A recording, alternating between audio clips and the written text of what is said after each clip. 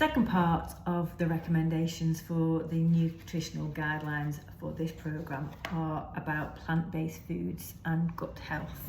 So no doubt you've heard in the media, of course, a lot of conversation, a lot more awareness now about the importance of good health and the gut microbiome.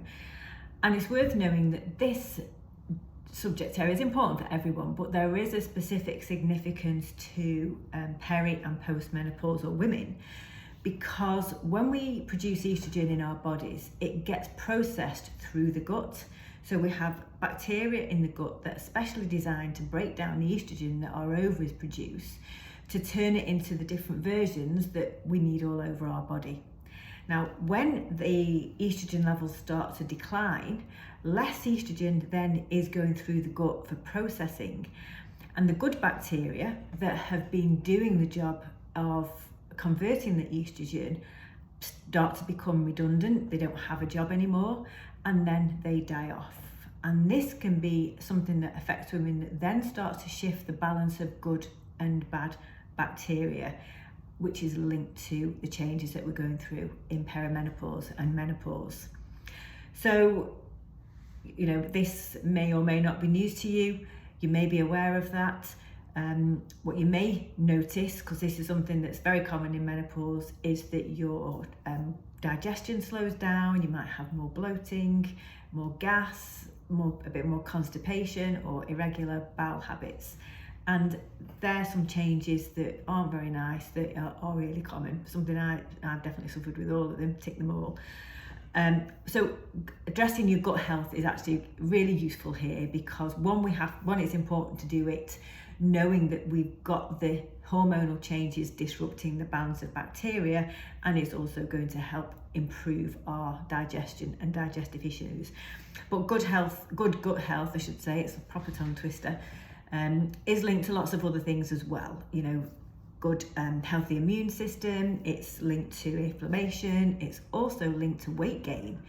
And this is quite startling, the idea, or the knowledge I should say, that bad bacteria can actually extract more calories from the food that we eat, and that's why having an imbalance in your gut microbiome is thought to influence weight gain. So when we've got more of the good guys, they're almost saying, all right, we've had enough calories now, we'll leave it there, send it out, and we're not getting as many calories. So that's, you know, surprising information that you just really wouldn't have imagined.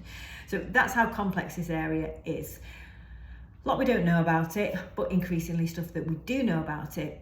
And one of the things that we do know is it's actually very easy to make changes to our diet that improve the balance of good bacteria.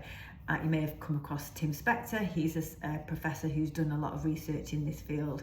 He has a really simple recommendation, which I think makes just great sense, and that's to eat a variety, as big a variety as you can, of different plant-based foods a week. And he says aim for 30. Now that sounds a lot, but it's not actually that many. That would include all fruit, all vegetables, all nuts, all seeds, all herbs, all spices, pulses, you know, like lentils, chickpeas, etc. I've said nuts and seeds, haven't I? Can't remember. Even things like coffee, and even better news, dark chocolate. So they would all be things. So if you were going to have a curry with lots of different vegetables and lots of different herbs and spices in there, do different salads, different fruit with your breakfast, nuts and seeds, you're actually going to get to hit that 30 quite easily. And the recipes that I've put in the section here, again, I'm always trying to sort of keep that vegetable, fruit, plant-based count up, so that you get a greater number of this important, you know, sources of fibre and nutrients that are going to help improve the gut bacteria. So the food that you eat with the fibre in is going to be a source, one of the things that you can put in your body to improve the gut bacteria. The other thing is eating fermented foods, okay?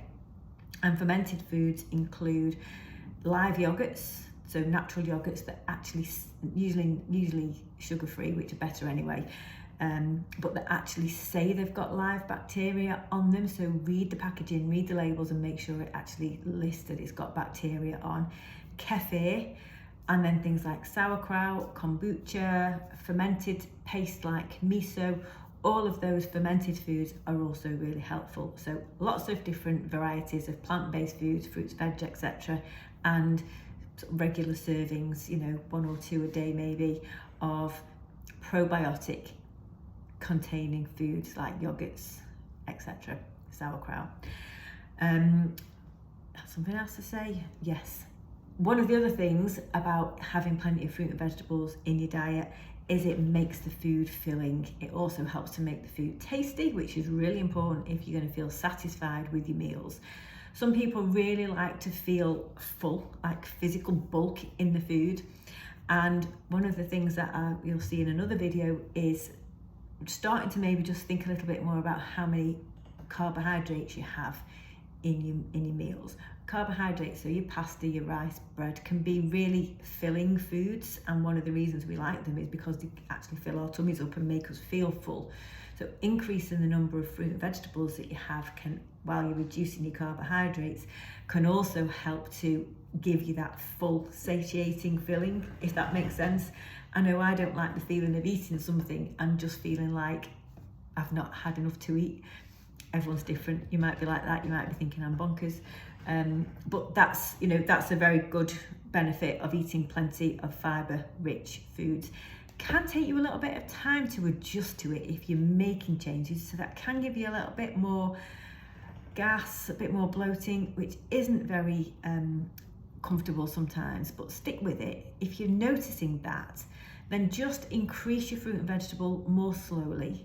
Cook things, so have more cooked stuff more than raw, and don't go too hard on the beans and the pulses too soon, because they can be quite big culprits for adding to the gas. So maybe increase your fruit, your vegetables more first, and then add in the beans more gradually when you've got used to it. So, you know, there's no rush. Let's play the long game. Small changes can really add up, and it's better to sort of feel that you're making changes and feeling good, rather than making changes and feeling worse and having to cope with a lot of dramatic bloating and gas is really not nice.